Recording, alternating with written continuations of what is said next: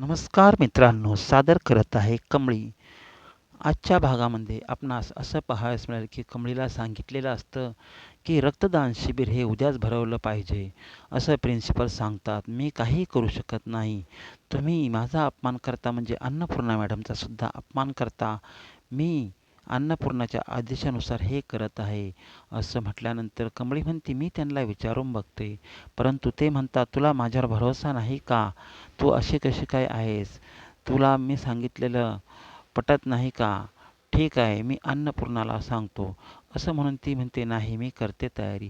त्यानंतर कमळी बाहेर आल्यानंतर ती टेन्शनमध्ये असते आणि त्याच वेळेस त्या ठिकाणी निंगी तिच्या मैत्रिणी अभ्यास करत असतात. निंगीला फार त्रास होत असतो कारण की कमळी टेन्शनमध्ये असते आणि विचार करत असते.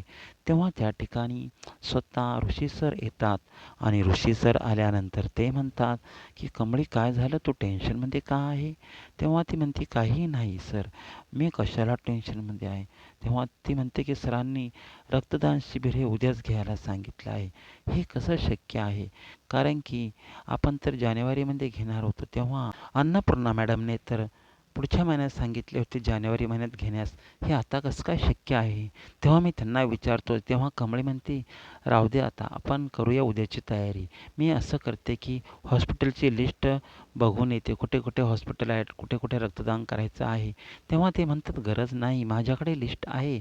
कोणकोणत्या हॉस्पिटलला रक्तदान करायचे आहे, कोणाकोणाला द्यायचे. तेव्हा ती बघते आणि त्यानंतर मग कमळी हॉस्पिटलमध्ये रक्तदान देण्यासाठी जाते.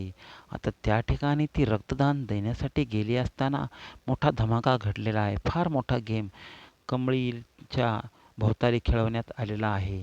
कारण की जी कामिनी असते ती काय करते, कमळी रक्तदान करत असताना तिची नस कापते आणि सर्व रक्त हे जमिनीवर पडतं आणि कमळी बेशुद्ध अवस्थेत जाते. ती बेशुद्ध अवस्थेत गेल्यामुळे कमळीला काहीच समजत नाही आणि ऋषीला सुद्धा माहीत नसतं. नंतर ऋषी आणि साहेबा यांना कळतं की कमळीची नस कापली आहे. ती बेशुद्ध अवस्थेत गेली आहे आणि ती शुद्धीवर येत नाही. त्यांना काही समजत नसतं काय करावं आणि रागीण हे मस्तपैकी एन्जॉय करत असतात. ते म्हणत असतात की कमळीला आपण कशा प्रकारे मारण्याचा प्रयत्न केला आहे. कामिनी सांगते, आता कमळी हॉस्पिटलमध्ये मरत असेल, ती आता वाचणार नाही आणि ती कधी मरणाच्या दारी पोचेल हे सांगता येत नाही. ते ऐकून अनिका फार डान्स करत असते आणि रागिणी म्हणते, वाह माझी बेटी, वाह वाह. आणि मग ते तिघेजण फारच खुश असतात आणि त्याच वेळेस त्या ठिकाणी राजन त्यांना बोलवतो. नोकरला सांगतो, त्यांना बोलवून आणा.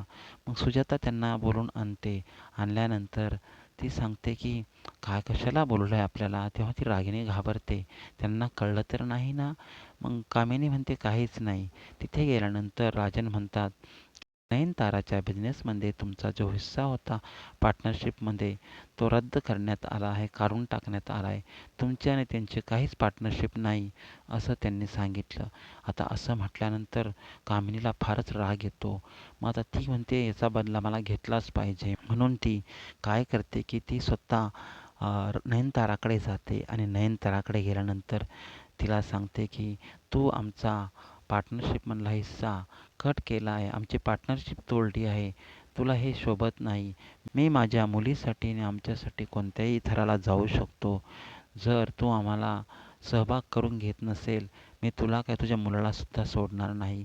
माझ्या मुलीची खुशी तुम्हाला देखवत नाही, तिचा तुम्ही साखरपुडा तोडला, असं ती म्हणत असते. तुला माहीतच आहे मी कशी आहे आणि तुला चांगला एक्सपिरियन्ससुद्धा आला आहे. मग ती म्हणते, ठीक आहे, तुम्हाला जे करायचं ते करा. मग ती सांगते, तुला मला माहीत आहे का, कमळीची नस मी कापलेली आहे आणि ती हॉस्पिटलमध्ये आता मरणाच्या दारी आहे. आणि असं ऐकल्यानंतर तिला धक्का बसतो आणि त्याच वेळेस सर्व हे सर्व बोलणं ऐकत असतं. तिला समजतं की नक्की कमळीच बोलली का दुसरं काही बोलली, काही समजत नसतं. आणि मग राधिका काय करते, नयनताराचं हे सगळं बोलणं झाल्यानंतर ती सरूला घेऊन हॉस्पिटलमध्ये जाते. आता नयनतारासुद्धा निघालेली असते कारण की नयनताराचा पिछा करतच सरूला घेऊन राधिका जात असते. जात असताना समोर राजनसुद्धा त्याच दिशेने जात असतो. त्यांनासुद्धा कळलेलं असतं की कमळी फारच आजारी आहे, बेशुद्ध अवस्थेत आहे.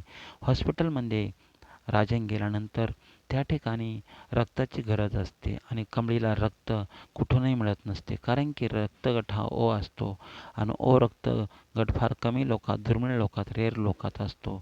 तेव्हा त्यांचा रक्तगट मिळणे फारच कमी प्रमाणात असते. तेव्हा राजन म्हणतो की माझासुद्धा तोच रक्तगट आहे, तुम्ही चेक करा आणि तिला रक्ताचा पुरवठा करा.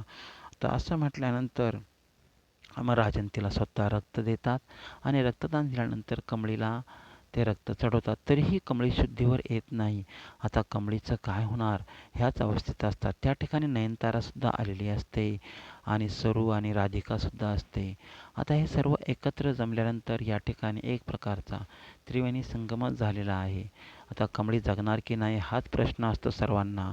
परंतु जेव्हा कमळीची आई त्या ठिकाणी आलेली असते, कमळीला चाहूल लागलेली असते आणि ती ओरडते, आई आई, आणि मग तिचा श्वास सुरू होतो आणि मग कमळी नंतर कमळी जी शुद्धीवर गेलेली असते, ती बेशुद्ध झालेली असते, ती पुन्हा शुद्धीवर येते आणि मग त्या ठिकाणी ती गौरीला मिठी मारते, म्हणते आई आई, आणि हे सगळं राजन पाहत असतो. त्यावेळेस नयनतारा बघते हा काय प्रकार आहे आणि मग ती दुसरी अन्नपूर्णा मॅडम म्हणते ही हिला आई का म्हणत आहे. राजनला सुद्धा तोच प्रश्न पडतो, ही कोण आहे कमळीची. आणि मग त्या ठिकाणी त्यांची भेट होते. आता पुढं काय होणार की कामिनीला याचा त्रास होणार की कमळी पुन्हा बेशुद्ध अवस्थेत जाणार, कारण की कमळी अजून ठीक झाली नाही. तरी आपण नवीन असतील तर लाईक शेअर सबस्क्राईब करा. Thank you so much. आभारी आहे. पुन्हा भेटूया पुढच्या व्हिडिओमध्ये.